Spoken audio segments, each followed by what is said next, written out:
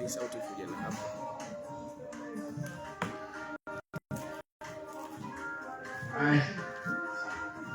Karibuni katika ibada ya leo.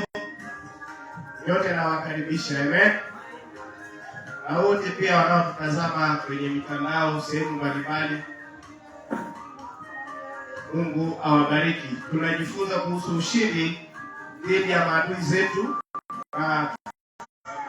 Alikuwa ni kijana ambaye hangeliweza kujieleza watu wamwelewe. Bwana asifiwe. Lakini Bwana ni mwema na Bwana ni mwaminifu, alimtetea, akampigania, akamwajibikia, akamtetea, akamwezesha katika yote, na Mungu alisalia kuwa mwaminifu kwake. Bwana asifiwe. Ni wakati mwingine nataka tujue ni jinsi gani ambavyo tutalishinda vita katika jamii zetu. Kuna mambo yanasumbua jamii zetu. Kuna mambo yanahangaisha vizazi vyetu. Kuna mambo yanasumbua nyumba zetu. Bwana asifiwe. Zipo hali kila unapoamka, wapo watu wanalia kwa ajili ya hizo hali. Watu waliokuzidi, watu walio hata na ufahamu. Na tunajifunza ya kwamba hata Sauli ambaye alikuwa ndiye mfalme wa kwanza katika taifa hilo, alishindwa kukabiliana na huyu Goliathi. Bwana asifiwe. Matarajio ya wana wa Israeli yalikaa ndani ya mfalme. Walijua ya kwamba wakati walitamani wawe na mtu atakayewaongoza, walijua ya kwamba mtu huyo atakuwa wa baraka kwao. Bwana asifiwe. Walijua mtu huyo atatumika kama silaha kuadhibu adui, lakini havikufanyika hivyo. Kwa sababu gani? Aliyeteuliwa ambaye ni Sauli na aliyekuwa ndio mfalme wa kwanza alishindwa kufanikisha makusudi na mipango ambayo Mungu alitarajia. Bwana asifiwe. Watu waliamuka, walienda vitani, lakini walishindwa. Sauti ya Goliathi ilikuwa ni sauti ya adui ambaye alikuwa na uzoefu. Biblia inasema Goliathi alikuwa ni mzoefu wa vita. Siku nyingi amekaa vitani, amepambana.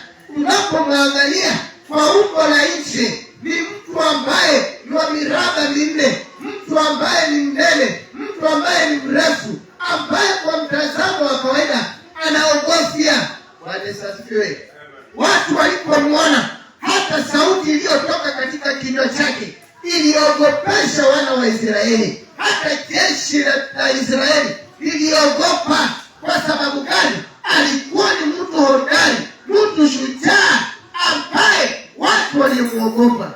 Bwana asifiwe. Sijui wewe leo hii unaogopa nini?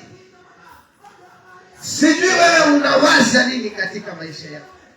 Sijui ni yapi ambayo unayapitia. Bwana asifiwe. Sijui ni yapi unakabiliana nayo wewe kama Mkristo.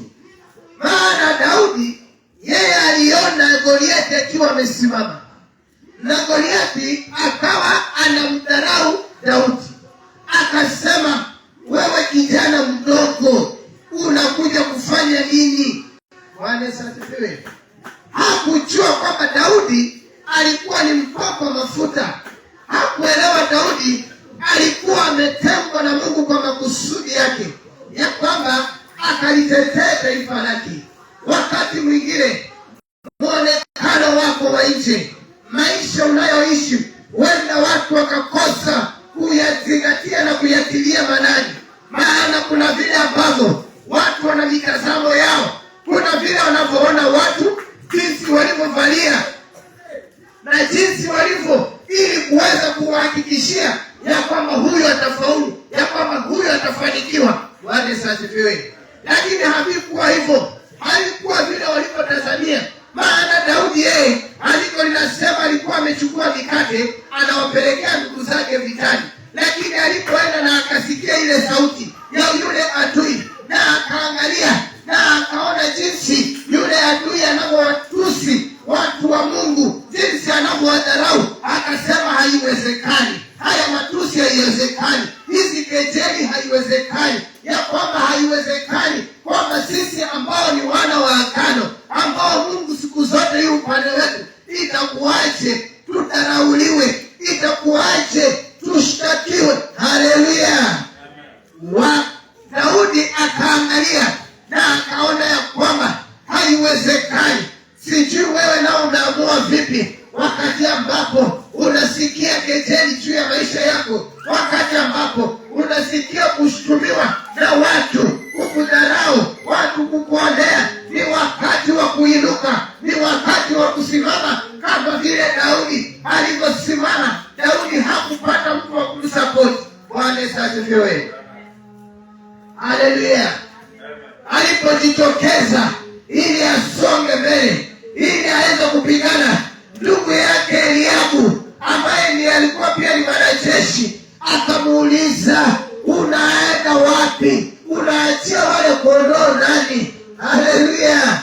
Wakati wa kufanikiwa kwako, wakati wa kushinda kwako, wakati wa kusonga kwako, utasikia semi, utasikia tetesi, watu watatilia shaka hatua ulizo nazo, lakini usikate tamaa, usivunjike moyo.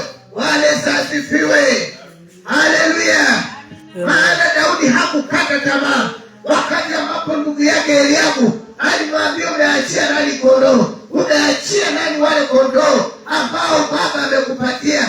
Si wakati tena wa kurudi kuchunga kondoo, ni wakati sasa wa kuweka vitu sawa, ni wakati sasa wa kutoka katika misingi ya jamii. Wale kondoo walikuwa ni wa baba, wale kondoo walikuwa ni wa jamii, lakini sasa imesalia ni wakati wa kuangalia kusudi la Bwana ndani ya maisha yetu. Ni wakati wa kuangalia ni adui wa aina gani aliyesimama mbele zetu, ni adui wa aina gani aliyesimama juu ya watoto wetu, ni nani aliyesimama juu ya nyumba zetu. Maana watu wengi wamepoteza mwelekeo, wameng'ang'ana, wanapigana, wanalumbana, lakini hawaoni ushindi. Kisa na maana wanaogopa kukabiliana na mpinzani ambaye ni adui tupiganaye naye kila siku. Lakini atukuzwe Bwana kwa kuwa neema yake inatosha. Haleluya. Neema yake yatosha. Katika mapito, katika changamoto, usikate tamaa. Mwambie mwenzako usikate tamaa, usivunjike moyo. Daudi hakuwa na godfather, hakuwa na mtu wa kumsimamia mahali, hakuwa na mtu wa kumuombea, hakuwa na mtu wa kumsupport. Alikaa kule jangwani, lakini neno la Bwana linasema alikutana na ndugu, lakini akapambana naye. Akakutana na simba, akapambana naye. Alikuwa na ushuhuda kule jangwani. Vile vipindi vigumu navyovipitia, uko na ushuhuda. Haleluya. Zile changamoto unazo unazipitia, zile za pale nyumbani, zile changamoto za pale kwa nyumba, zile changamoto za pale kwa wale watoto, zinakupatia nafasi nzuri ya ushuhuda kwa sababu ya hali ya kesho. Simama imara. Mungu hajaiacha watu wake, hajaiacha wateule wake. Alikaa pamoja na Daudi, maana Mungu ndiye aliyeagiza, akasema nimejipatia mtu, nimemwona katika nyumba ya Yese. Akamwamuru Samueli, akamwambia beba mafuta, akamwambia chukua na ndama, nenda katika nyumba ya Yese, nitakuonyesha mwana katika wana wale. Nataka umutie mafuta, ninataka umuidhinishe, ninataka asimame anitumikie, kwa sababu nimeuona moyo wake ni moyo wao ni adama. Haleluya. Moyo wako lazima uangalie sana, hasa kipindi ambacho una mambo unapita ndani. Uangalie sana moyo wako, angalia sana moyo wako mpendwa. Maana wakati Mungu aliangalia katika nyumba ya Yese, kulikuwa na vijana waliomtangulia katika ile nyumba. Kumbuka kwamba Daudi ni mdogo. Kuna akina Eliabu, kuna akina Shama, kuna akina Abinadabu. Wale wote walikuwa na qualification za kukaa kwa jeshi. Walikuwa wamechukuliwa na Sauli, wanakaa kwa jeshi, lakini hawana impact, hawana matunda, hawana ushindi. Bado jamii inahangaika, bado jamii inateseka, na wao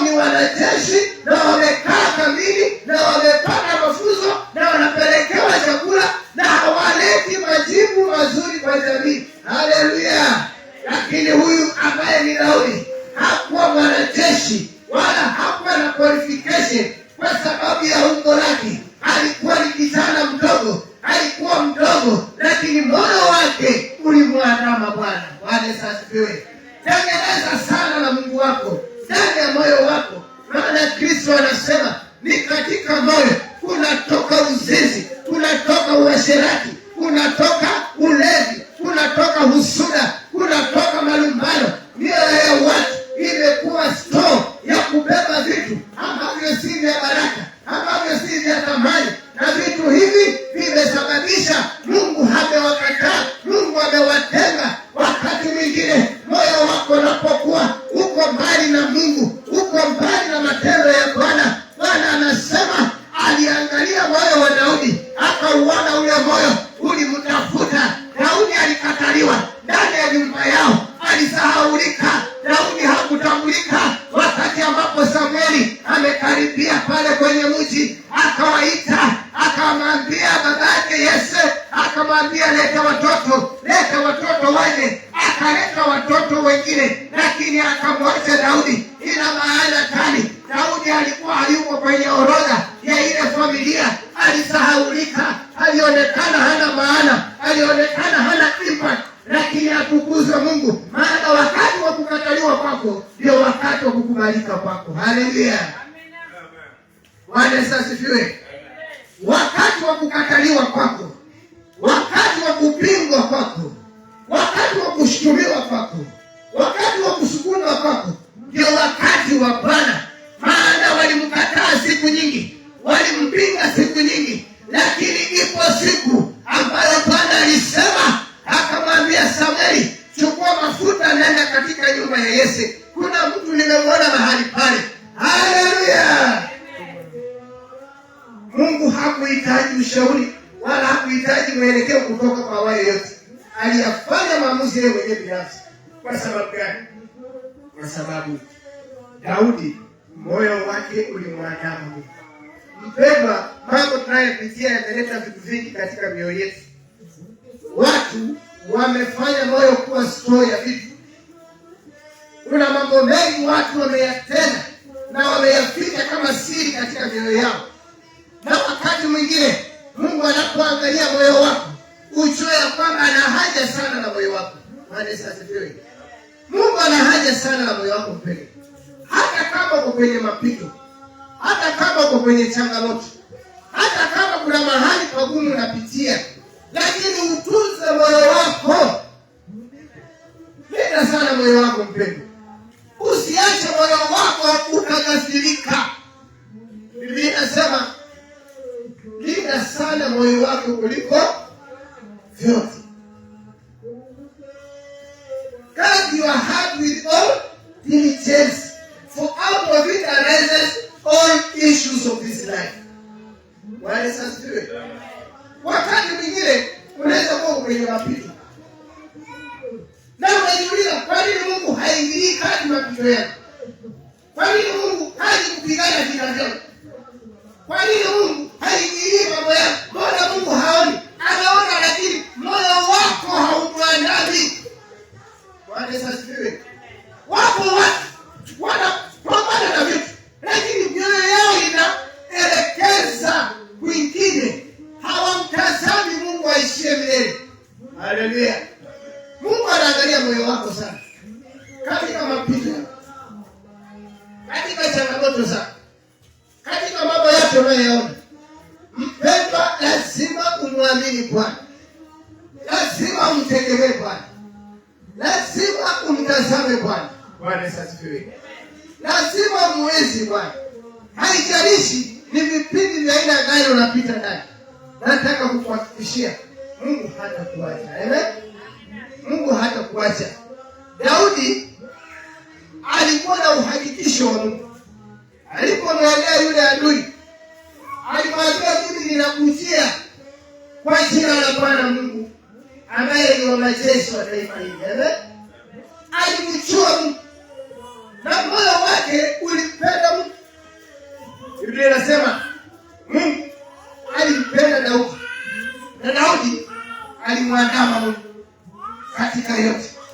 Alimwimbia zaburi, alimtukuza. Bwana Walisasifiwe. Alimsifu Bwana. Sijui wewe, wakati wa kutengwa kwako, wakati wa kukataliwa kwako, wakati ambapo watu wanakuona duni, wakati ambapo watu wanakuona wewe hufai, una maamuzi yako. Je, unaketi kusononeka? Unaketi kukasirika? Walisasifiwe. Unapokuwa na mapito, unapokuwa na changamoto, unapokuwa na mambo unapita naye, unafanya nini kuhakikisha ya kwamba umesonga mbele, kuhakikisha kwamba umefanikiwa, kuhakikisha kwamba umepiga hatua? Ni yapi unayofanya? Daudi akiwa pale jangwani aliendelea kulinda wale kondoo, hakujali, aliangalia kuona wale kondoo wako salama. Amen.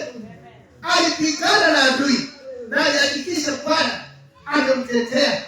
Kama Mungu alimtetea wakati ambapo watu hawapo, na kile kipindi amejitokeza ndani ya watu, Mungu alijitokeza pia ndani ya wale watu, akawaonyesha Daudi, ni mtumishi wangu, mpako wa mafuta wangu, atavishinda vita. Amen.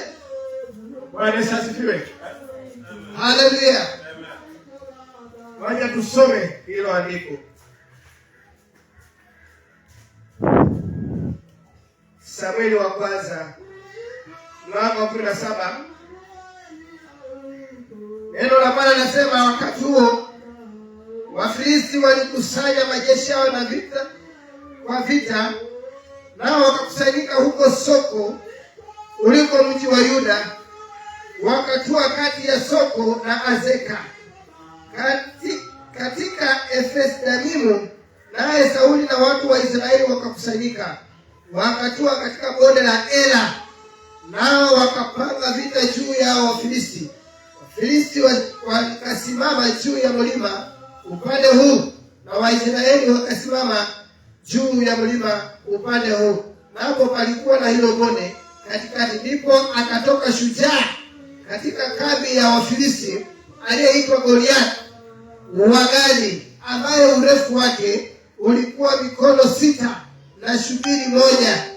Alikuwa na chapeo ya shaba kichwani, tena amevaa dalili ya shaba, na uzani wake ile dalili ya shaba ulikuwa shekeli 5,000 za shaba, tena amevaa mabamba ya shaba. Bwana Yesu asifiwe. Haleluya. Adui alikuwa na ulinzi wake. Kwa hivyo ninataka kukuarifu hivi, unayopigana naye pia amejiwekea ulinzi. Amen. Usifikirie amekuja tu kitukutuku hivi. Amejiwekea ulinzi, amejikinga, ana vitu ambavyo vinamhakikishia usalama wake. Na kwa hivyo wewe nawe ukae ukijua kwamba mlinzi wako ni Yesu. Bwana Yesu asifiwe. Usiogope ule ulinzi ambao maadui wamejiwekea.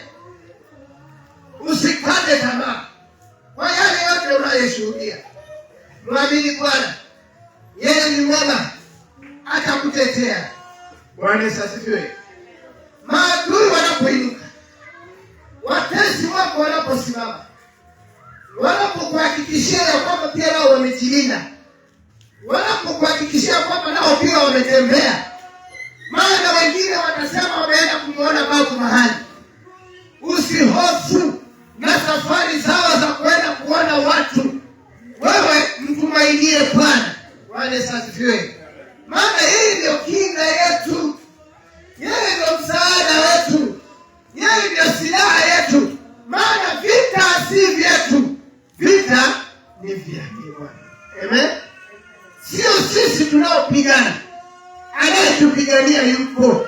Lakini sisi ni kusimama imara na kumtumainia Bwana, ni kusimama imara na kumtegemea Bwana, ni kusimama imara na kumtazamia Bwana.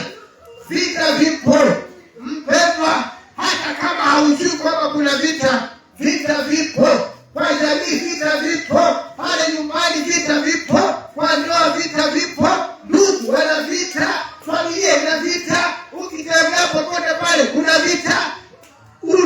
amka, jiandae kukabiliana na vita, lakini muamini Bwana aishie milele. Haleluya! Anaweza, anatenda. Biblia inasema kwamba na Sauli akachukua magwanda yake, akachukua mavazi yake. Haleluya! Akamwambia Daudi, hautaweza kupambana na yule Mfilisti. Chukua haya mavazi yangu uyatumie. Chukua mavazi haya yatakusaidia. Haleluya! Kama yeye mwenyewe Sauli mavazi aliyonayo yalimshinda, akashindwa na adui, akaogopa, yalimsaidia Daudi kweli? Wanasifiwe. Kama zile irizi zilishindwa kuponya watu, leo hii upeo eti zikusaidie, na unaona watu wameangamia, wamemalizika, zitakusaidia kweli? Haziwezi. Kwa sababu gani? Vitu ambavyo havina uhai ndani mwake haviwezi vikasaidia. Aliye na uwezo ni Kristo. Haleluya! Vitu vilivyoshinda mababu zetu, hizi mila, ni mavazi ambayo watu wamejiwekea. Hizi tamaduni na desturi pia nazo zimekuwa kama mavazi ambayo watu wanavaa wakienda vitani. Wanasema tukifanya hivi kimila tutashinda hii jambo, tukifanya haya matambiko tutafaulu katika sehemu hii. Nasema ya kwamba Kristo ndiye awezaye. Haleluya! Hakuna mila wala desturi ambayo itakusaidia. Mwamini Yesu katika hatua zako, mwamini Yesu katika vita vyako, atakushindia. Daudi alipojaribu kusonga mbele, vilimshinda kwa sababu yale mavazi yalikuwa mazito kwake. Akayavua, akasema wacha nimwendee huyu Mfilisti kama vile ambavyo Bwana amenisaidia. Haleluya! Sijui wewe Mungu amekuandaa vipi? Maana wapo wa Kristo wanapenda changanya, wanamtaka Kristo na wanataka pia vitu vya misimu. Wanataka wamtumikie Bwana na pia wanataka watumikie miungu ya jamii. Ni vigumu kusonga kwako, kutakuwa kugumu. Daudi alijaribu vikashindikana. Haleluya! Daudi alijaribu vikashindikana. Mpendwa, kama umemwamini Yesu, mwamini yeye, atakamilisha kazi njema aliyoanzisha ndani mwako. Atakamilisha. Kristo hahitaji mambo mengi sana. Anahitaji kujitolea kwako, anahitaji kupatikana kwako, anahitaji kuwa na imani. Utasonga mbele. Mambo mengine haya yaachie watu wa dunia. Wale sasifiwe. Usitembee kama watu wasio na ufahamu. Maana vita tunavyovipiga si vita vya mwili huu wa damu na nyama, ni vita vya rohoni. Haleluya! Tunapambana na vitu vinavyotokana na ufalme wa giza, ambavyo vinahitaji kujitolea, vinahitaji tusimame, vinahitaji tumaanishe, vinahitaji tusimame imara. Kwa sababu gani? Kwa sababu adui yupo. Bwana asifiwe.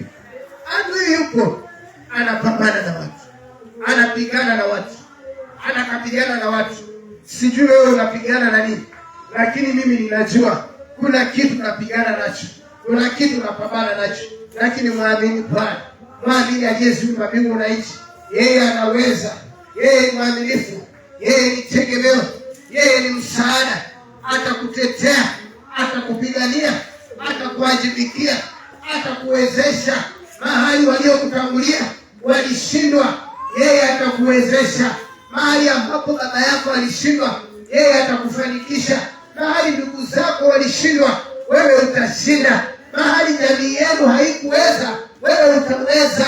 Mahali ambapo umesahaulika, Bwana atakukumbuka. Mahali ambapo huwezi, yeye ni nguvu katika udhaifu wetu. Haleluya! Amen. Wakati ambapo watu wanaona haufai, kuna ushuhuda uko nao, hata kama hawajui, lakini una ushuhuda. Kuna mambo Mungu amekutendea, kuna mambo Mungu amekutendea, watu hawajui. Kwa siri Bwana amekutendea. Pale nyumbani kuna kitu Bwana anatenda, pale shuleni kuna kitu Bwana anatenda, katika ndoa yako kuna kitu Bwana anatenda. Nataka umwamini Bwana. Majira na nyakati tunazoishi ni nyakati hatari, ni nyakati ngumu, ni nyakati ambazo upendo wa wengi umepoa. Mambo ni mengi, yale unayotarajia unapata hayapo. Mwamini Bwana, mtegemee Bwana. Haijalishi uko kwenye mapito ya aina gani, simama imara. Daudi hakutaka kupambana na maadui zake kwa jinsi ya akili zake, hata wakati ambapo ndugu yake Eliabu akamwambia,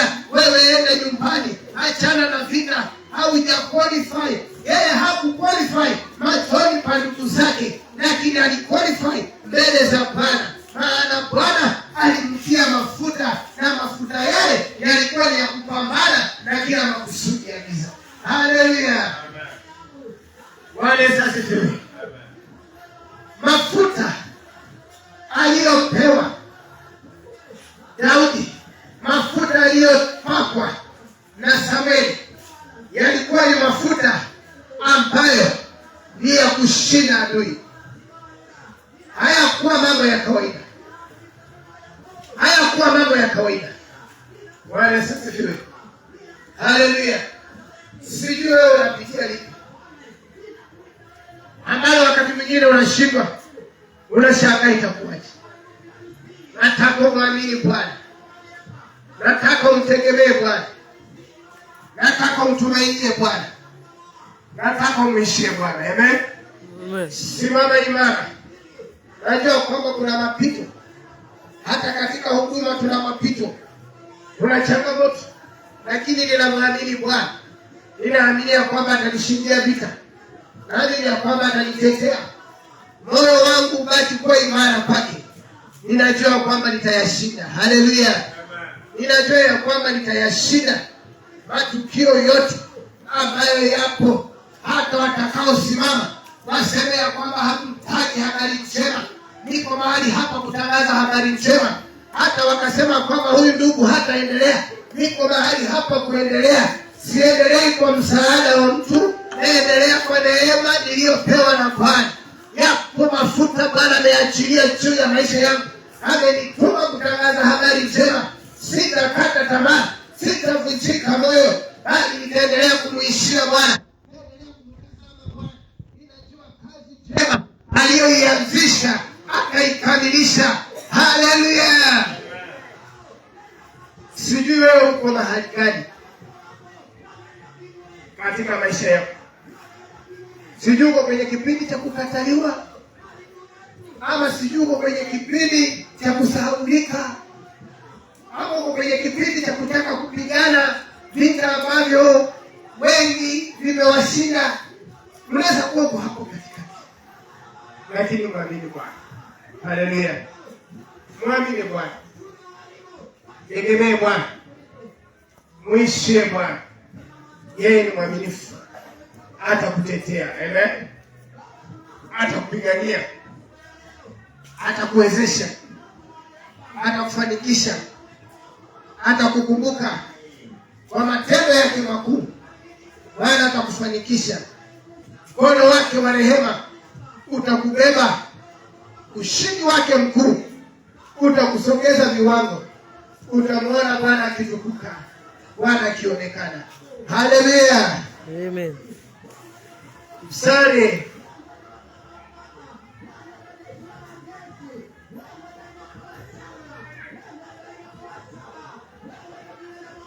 Mstari wa 49, Samueli wa kwanza mlango wa 17 mstari wa 19, 49 samani.